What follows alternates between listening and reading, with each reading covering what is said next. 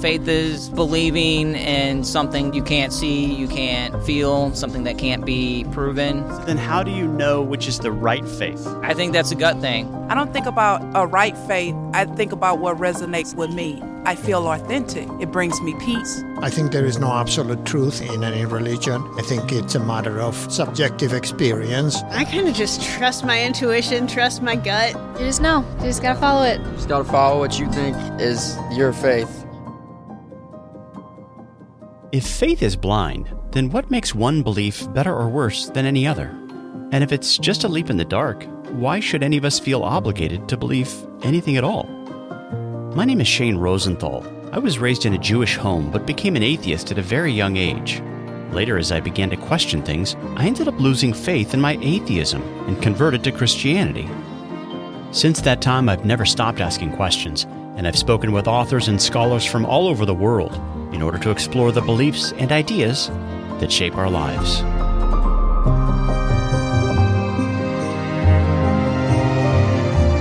Over the years, one thing I've concluded is this: we're all believers. But because there are so many conflicting ideas and worldviews out there, we just can't all be right. So how do we find the truth? On this podcast, we'll start by asking questions. I'm really just trying to figure out what I believe right now.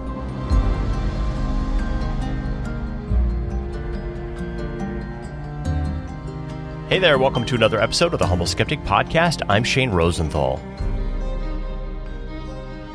If you've been listening for some time, you know that one of the features of this show is that it offers a little more production value than the average podcast, which of course takes time to produce, particularly in my case since I'm not only the founder and host of the Humble Skeptic, but also the writer, editor, segment producer, MP3 encoder, marketing manager, social media and event coordinator, etc., etc.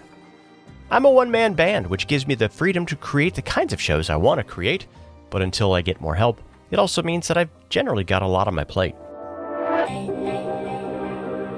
Well, for the next couple of months, I'll be spending most of my time on a book project related to many of the issues I've been discussing over the past year on this podcast. And to make this happen, I need to take some time off from my normal production routine. The good news is that I've recorded many interviews over the past few years that I'd love to share with my new audience. And I'll be doing this each week, beginning with this episode. So joining me for this program is Dr. Michael J. Kruger, who is the president of Reformed Theological Seminary in Charlotte, North Carolina, where he also serves as the professor of New Testament and Early Christianity. Dr. Kruger is the author of many books, including The Question of Canon, Canon Revisited, and more recently, The 10 Commandments of Progressive Christianity, which is the book I spoke with him about during this conversation. So before we dive into today's discussion of progressive Christianity, you've written quite a lot about topics related to the history of early Christianity and the development of the New Testament canon. How did you get interested in those subjects, and why do you think they're important for Christians to think about in this present moment? Yeah, well, I have written about that in a variety of ways, both at a popular and scholarly level, and happens to be my main area of research interest. And my story dates back all the way to my undergraduate years at UNC Chapel Hill. When I was a freshman, I actually had a New Testament introduction class with Bart Ehrman, who was a professor of mine. And that actually began my interest in text and canon issues, and the origins of the New Testament canon, and just why we have the books that we have. And of course, it's essential for Christians to understand a little bit of that, because you can't defend the extent of the canon that you don't only have a Bible. If you don't have a Bible, you don't have a theology. If you don't have a theology, you don't have anything to really hang your hat on a doctrinal level. So it's the thread that if you keep pulling it, it could unravel the whole thing. And so that's why I've spent a good bit of time on it. Yeah. So it sounds like you weren't necessarily convinced by your former professor, Bart Ehrman, in all of his pontifications. No, but it was very disconcerting for any 18, 19-year-old kid to be in a class like that. And I was, like everybody else, kind of stuck. I didn't know what to do to respond to him. And so it took a lot of research, a lot of reading, and a lot of future work, and certainly kind of led me to my own academic career as a result. Do you think that churches need to do more work preparing teens? Yeah, not only on the canon, but on all kinds of things that are going to be attacked. Right. I'm a big believer in making sure that we do a better job preparing our future college students. In fact, too many grow up in Christian homes, and then after a short time in college, come home thinking entirely differently than when they left. And in fact, I have a book called Surviving Religion 101, which is a book that helps Christians navigate the complexities of university life as a believer. Great. And that's based on not only my own experience, but just working with these sorts of issues for a long, long time. Yeah. Good. So before we get started here, I was wondering if you could give our listeners a quick definition of what is progressive Christianity. Yeah, well, progressive Christianity was a name I've given to what probably most people think of as liberal Christianity. So one might think of J. Gresham Machen's famous book, Christianity and Liberalism, which was written in 1923, which deals with a sort of rewriting of the Christian faith where all the classic doctrines are either reversed or eliminated. So if you think about core truths that we believe as Christians, we believe that Jesus is divine. Progressive Christianity would say, no, he's not. We would believe that sin is real and needs atonement. Progressive Christianity would say, well, no, it doesn't. Historic Christianity would say, hey, Jesus died on the cross for a reason. Progressive Christianity would say, well, he was just a martyr like anybody else. And so on and on it would go. And these sorts of ideas come up every generation. They came up in Machen's day and they're still around in our day. And so I just gave it a term that I think most people would resonate with now. We probably don't use the term liberal Christianity in the way we used to, but it's effectively the same thing that Machen fought in his day, but just with new garb and new issues that are the main talking points. You just mentioned the idea that progressive Christians tend to see Jesus as a kind of wise and helpful teacher, but isn't that also one of the primary lenses through which many evangelical Christians see Jesus? Yeah. Though they don't explicitly deny his divinity, what they actually end up focusing on week after week are all the practical life lessons of Jesus. And so do you think that in some ways this sort of approach helps to prepare people for more liberal and progressive forms of the faith? Yeah, well, one of the points of writing my book is not just to battle people who fully embrace progressive Christianity, but particularly to help genuine Christians sort of realize they may have embraced certain tenets of progressive Christianity, not realize it. Yeah. In other words, it seeped into the evangelical church too, and it does it in more subtle ways, as you indicated. Yeah. In fact, what I did with each of these 10 commandments is I make the point that each of the 10 commandments of progressive Christianity is partly true. In other words, there's a nugget of truth in there wrapped around a rather sort of deceptive and borderline idea. And so it's the mixture of truth and untruth. So, for example, we as Christians don't think our deeds are irrelevant. We don't think what we do doesn't matter. Of course it matters. But we would never, as Bible-centered Christians, argue that what we do is the core of what makes us a Christian. Right. What makes us a Christian is trusting in the finished work of Christ, and then our deeds flow from that. So yeah, it's a matter of emphasis and a matter of focus. Yeah. What inspired you to write this little book outlining the 10 commandments of progressive Christianity? Yeah, well, actually, I had a friend of mine who was witnessing to his unbelieving mom, who was not a Christian. And his mom had given him a list of 10 tenets that every Christian should believe that he passed along to me. And those 10 things were written by a person by the name of Richard Rohr, which the audience may recognize as sort of a progressive Christian thinker and theologian. Often interviewed on Oprah Winfrey. Yeah, exactly. And Richard Rohr actually got them from a book by a person by the name of Philip Gulley. And Gulley's book was entitled, If the Church Were Christian. And it has 10 chapters that Rohr borrows the titles of. And those 10 chapters are the 10 commandments, what I call the 10 commandments of progressive Christianity. In other words, 10 things that every progressive Christian believes that I think really do embody modern versions of Christianity that I think are completely antithetical to what historic Christianity has always believed.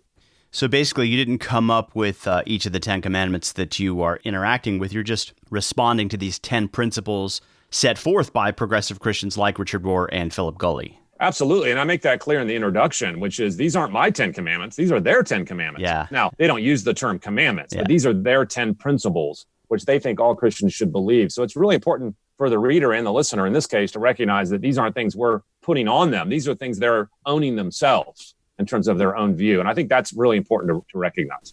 So in your introduction, you talk about, as you mentioned, J. Gresham Machen's classic book, Christianity and Liberalism. Why do you think Machen's book is relevant to this discussion? What Machen did in his book was tap into sort of what the human heart naturally gravitates to when it rejects biblical Christianity. And since the human heart effectively hasn't changed since the dawn of time, and with the fall, we would expect that the same half-truths just keep getting repeated over and over again. And so I acknowledge at the beginning of my book that the battle I'm fighting now in this book is not a new battle. It's just a rehash of the same battle that Machen fought. And of course, Machen would admit that this isn't a new thing in his day either, that these sorts of things preceded him by generations. And I think this highlights a really critical point in this whole discussion, which is that each generation of the church has to engage again and afresh in these battles all over again. And so we on our end have to recognize that we're just obligated to keep jumping into the fray because that never goes away.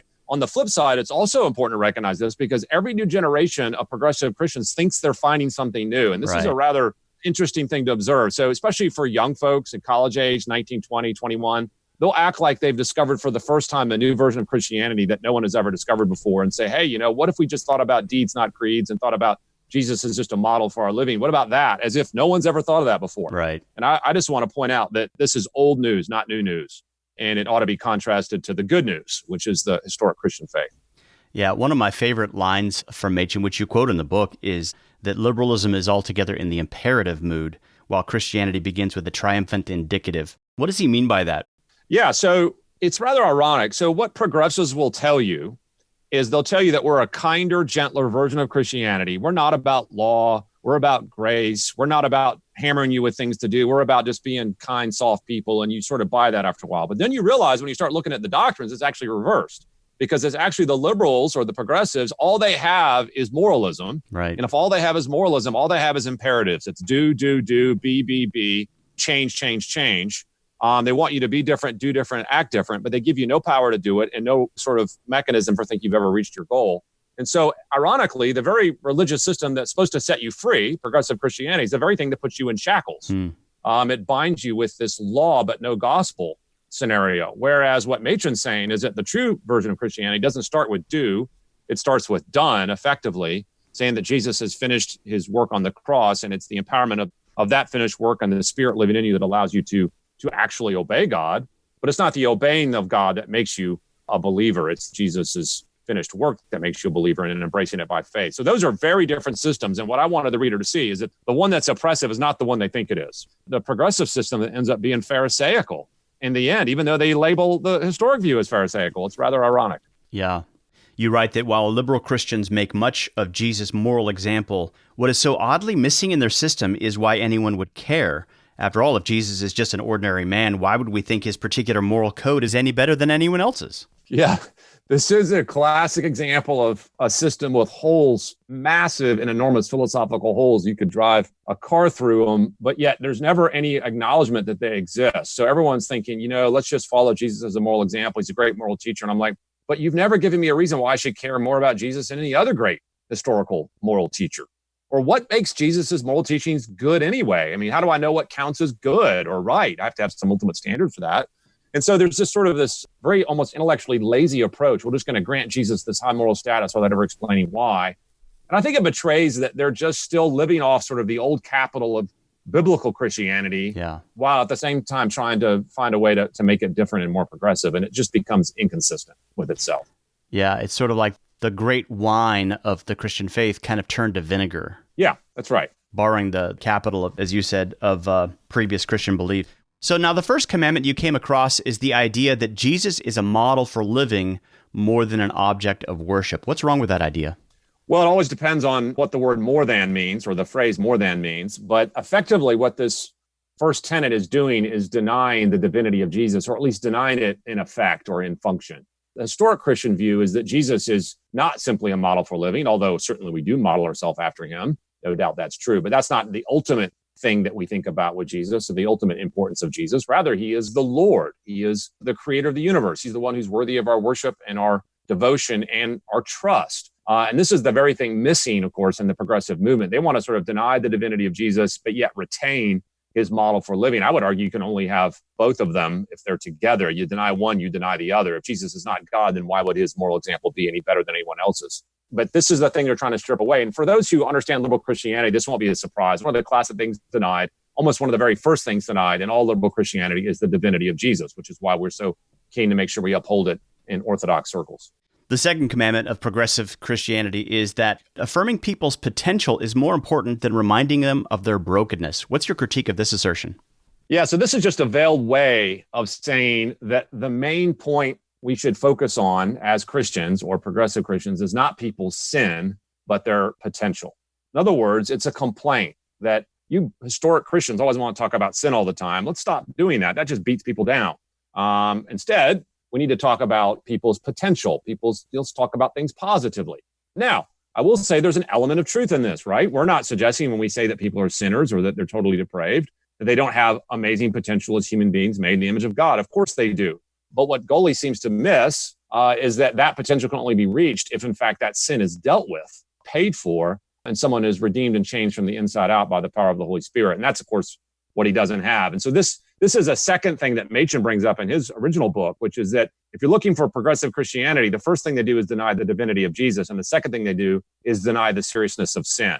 And that's always going to happen. If you're in a church that downplays the seriousness of sin, won't call sin, then you're probably finding yourself in a progressive church. Yeah. And you say that behind that liberal lack of emphasis on sin, more importantly, is a rejection of the substitutionary atonement. How are those two things related? Well, think about it, for a moment. I mean, if Jesus doesn't care much about sin and sin's not that big a deal, then you have to come up with a different explanation for his death. I mean, historically, we believed his death pays the penalty of sin. But if you don't think sin's a big deal or even needs a payment, then suddenly you have to come up with a new idea for why Jesus died. And so this is fascinating to watch among progressives. They're kind of scrambling to find a reason for why Jesus died. Well, it can't be because he's paying for sin. It can't be because the wrath of God is being poured out on him in the place of sinners. It must be something else. And what they basically come up with is that Jesus' death on the cross is yet another layer of his moral example. It's an example of how much he loves you and how much he's willing to do for you and what happens to people when they stand for truth, they get persecuted or something like that. But it doesn't have anything to do with sin. And that's the sad thing. It robs the cross of its core meaning. So basically, their view of the atonement becomes Pelagian. It's a moral example, live like Jesus, follow his example, yada, yada, yada. Yeah, absolutely. I mean, we see the cross in Christianity as the crowning achievement of salvation. They see the cross as just another example of how Jesus led a genuine life and was willing to suffer for doing the right thing. And that sounds better on the surface, but it actually is pretty discouraging. Yeah. Because there's really no more ultimate purpose for what he did. And he died effectively in vain. Another commandment of progressive Christianity is that the work of reconciliation should be valued over making judgments. What's wrong with this idea? What I love about each of these titles is they're actually just veiled ways to say something you hear in popular culture. Yeah. And this is another example of it. The thing that's being veiled here is, and the complaint that's really being offered here is, you Christians need to stop judging people. Stop going around telling people they're wrong. And this is, of course, one of the things that progressive Christians always want to say is that stop making judgments about people's behavior and just look for ways to bring people together. Stop being a divider and start being a uniter. Okay. And so you hear this sort of rhetoric, and that's classic in this third commandment. And of course, the problem again is that at first glance, you think to yourself, well, that sounds pretty good. I mean, I don't want to be a divider. I'd rather be a uniter. Maybe we should stop telling people they're wrong. Okay. It sounds good on the surface until you realize that even the claim that you should stop telling people they're wrong is actually a claim that someone's wrong, Exactly. Which is it's wrong to tell people they're wrong. And you realize that they're actually doing the very thing that you said you shouldn't do. And this is, again, that shows where the progressive system just implodes on itself. It's sawing off the branch you're sitting on, and it just happens again and again throughout the book. So the critique just ends up being selectively applied. You shouldn't be judgmental about their preferred moralities. Yeah, well, that's another inconsistency, right? They're mad at Christians if Christians speak out against something like a sexual sin, right? But they're quite willing to speak out about other kinds of things they would regard as wrong. Yeah. Environmental pollution, racism, different types of things in the world. They would think, hey, we need to stop that behavior. And they're very, what you might even call judgmental about it. Right. And so you realize it's just selective. They want you to stop talking about certain sins. They just want to be free to talk about the ones they want to talk about. And again, you can't have this pick and choose system about what sins are worth condemning and what aren't. How do you think we should interpret Jesus' words when he says, "Judge not, lest you too be judged"?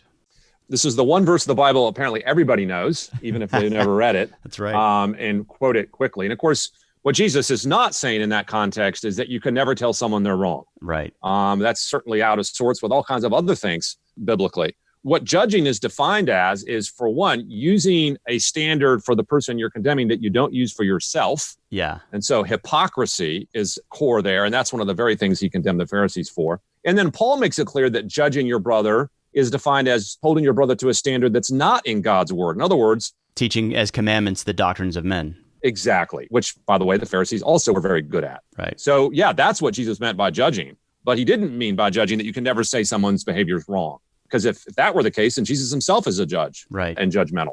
Another commandment you address is that gracious behavior is more important than right belief. How do you end up pushing back on that claim?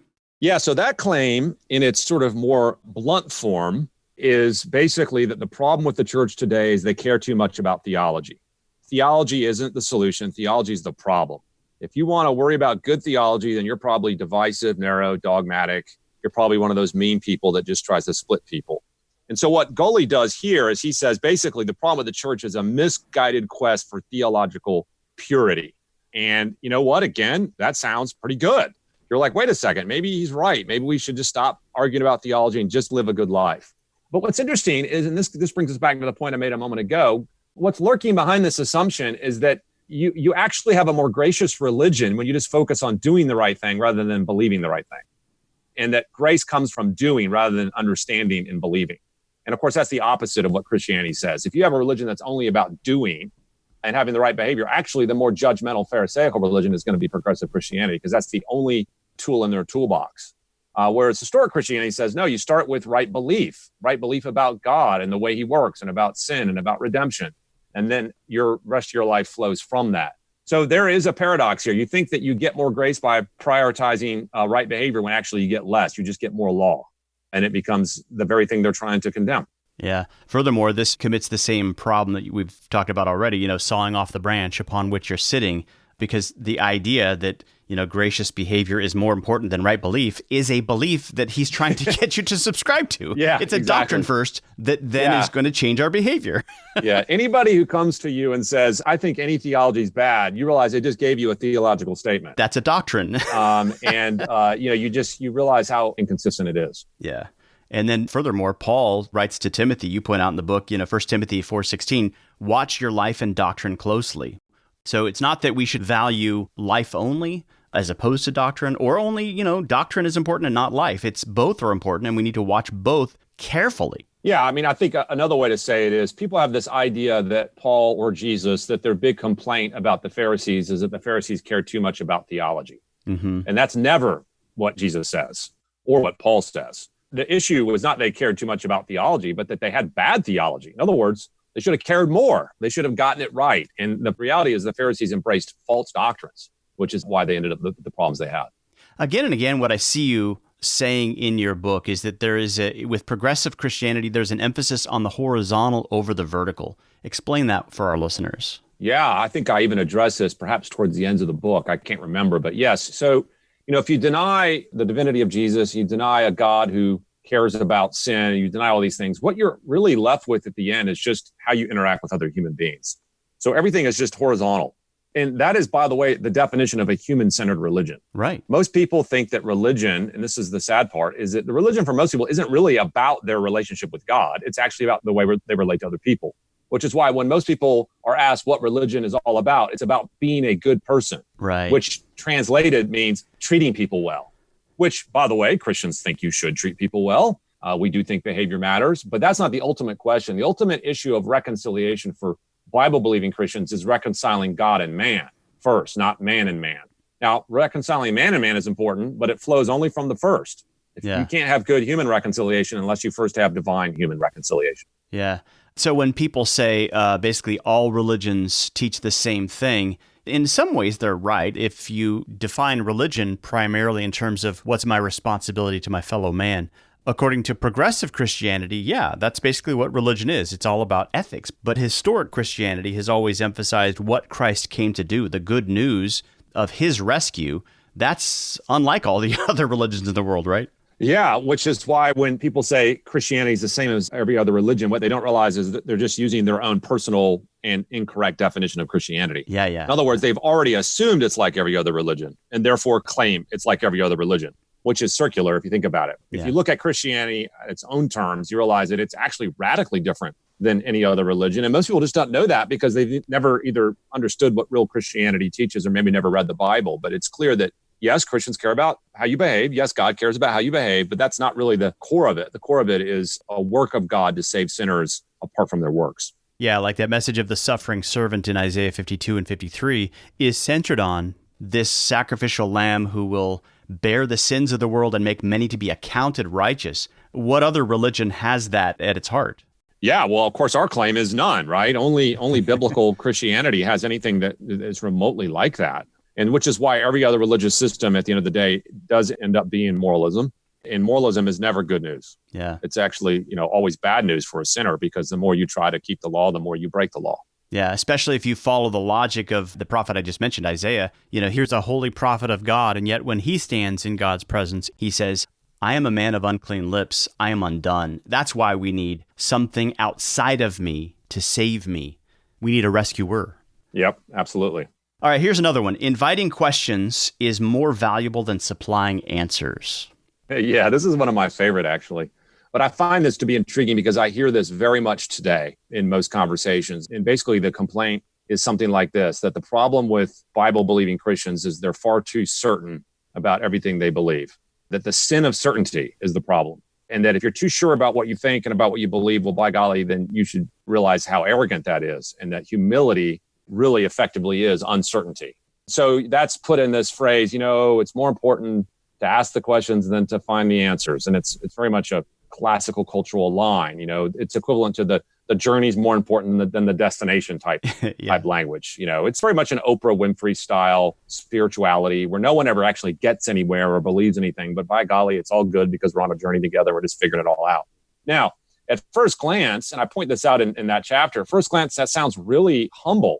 We're like, man, I guess Christians are just arrogant and cocky, and we think we have all the answers. And it's these folks who say that we shouldn't be saying we know what we know. This falls apart again on all kinds of levels. One obvious level it falls apart on is the fact that the progressive Christian is quite dogmatic about a great many things. Yeah. Right after he finishes telling you that you should be ashamed of your certainty, he's certain about a lot of things. Yes. And if anyone's ever been in a conversation with a progressive or liberal Christian, it is by no means an exercise in uncertainty. In fact, on the contrary, they're absolutely convinced that biblical Christianity is wrong. They're actually convinced that several things we believe are wrong. And that things that evangelical Christians believe are offensive and reprehensible. How can that be if you're uncertain about everything you believe? Yeah. So you realize it's, again, inconsistent, as we've seen. That's part of the theme of the whole book, is the internal incoherence of the progressive system just doesn't work. How about this one? Meeting actual needs is more important than maintaining institutions. Yeah, so here's where Gully transitions into the church. So far, he hasn't really addressed the church as an institution. And he starts dealing with that at this point in the book. And he has his set complaints about what bothers him about the church and how we can fix that.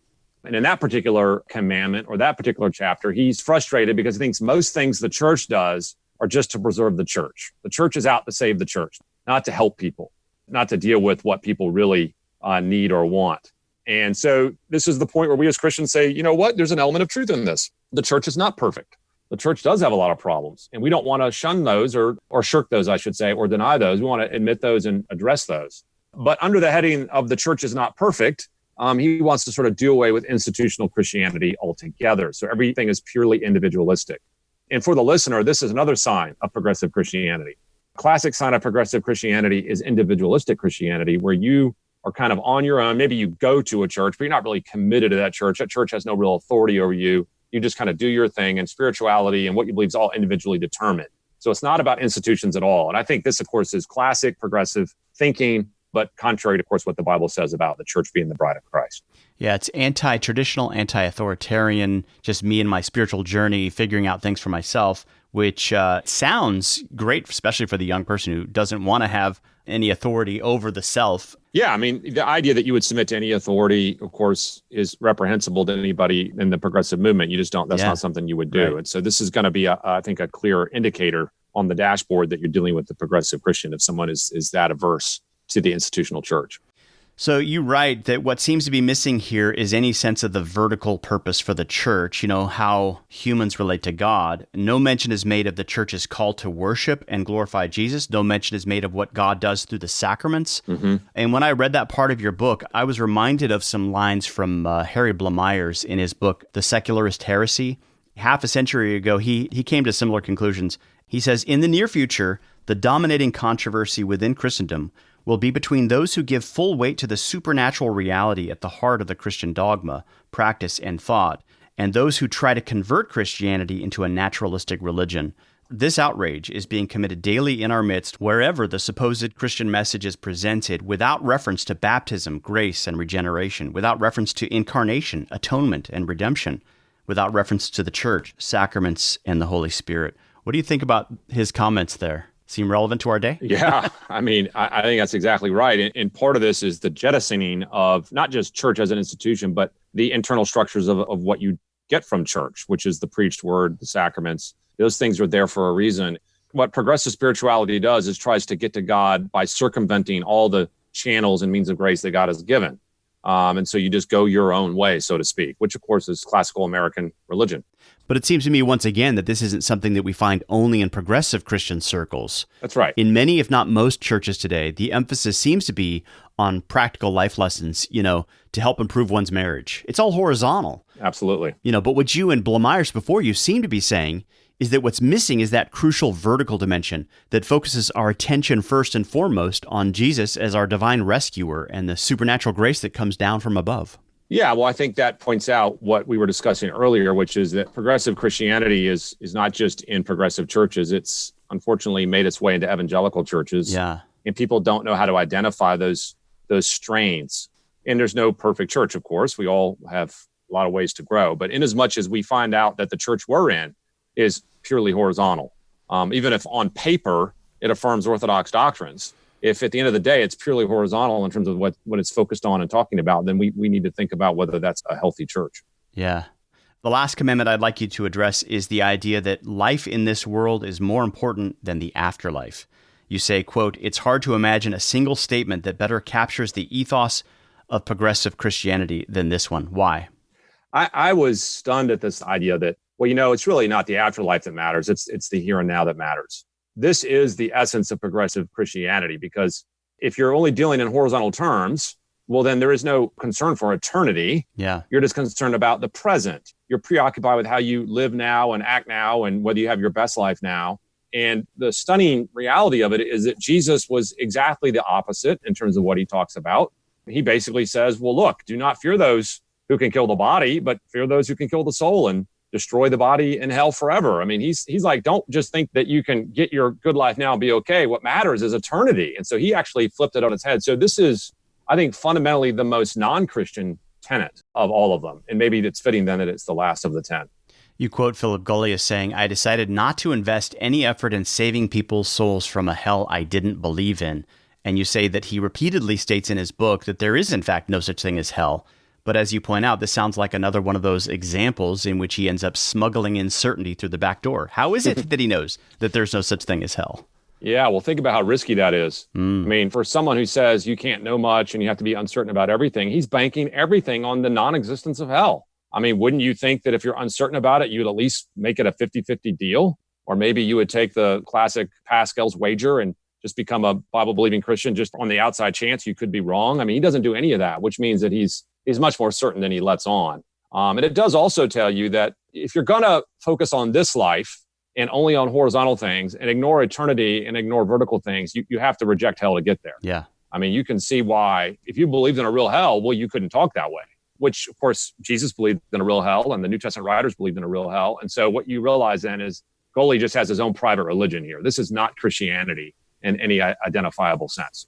Do you think at the heart of progressive Christianity is sort of Marxist philosophy? Marx famously said that religion is the opiate of the masses, and the focus on the afterlife blinds us from the present conditions. But essentially, what he ended up doing was replacing one faith for the next. The faith that he ended up putting forward was this life is all that matters. And people who have followed that materialistic philosophy ended up emphasizing this life rather than the next one. Yeah, well, that's an interesting question. I mean, I've never really looked into sort of the Marxist implications on progressive Christianity, but it is certainly true that there is a similar focus on the here and now. And of course, that spans lots of philosophies, right? It spans atheism, Marxism. It spans, I would argue, as we just saw, progressive Christianity, and many other philosophies are on the here and now. And so this is an example of where someone claims to sort of ditch religion. They don't realize they're just swapping one religious system for another, or one dogma for another. And so, the Marxist ideal is you lose religion entirely. Whereas in this case, obviously, the progressives at least think it's good to have a religion. It's just not the religion that we would call Christianity. But in jettisoning religion, as you say, you may think you're getting rid of theology, but in reality, you're just exchanging theology for a different version. Absolutely. And maybe even more to the point, you're changing the true God for a God of your own making. Yeah. You're swapping out the real God for yourself effectively as God, and you control your own universe. Folks, you've been hearing from Dr. Michael J. Kruger, who is the author of the 10 Commandments of Progressive Christianity. For more information about this and other related resources, simply head to the show notes for this episode, which you can find at humbleskeptic.com. That's humbleskeptic.com. If you happen to be in or near St. Louis or Memphis, there are a couple of events coming up that you can also check out in the show notes, along with ways to help support this podcast. Thanks so much, and I'll look forward to being with you again next time as we explore the beliefs and ideas that shape our lives.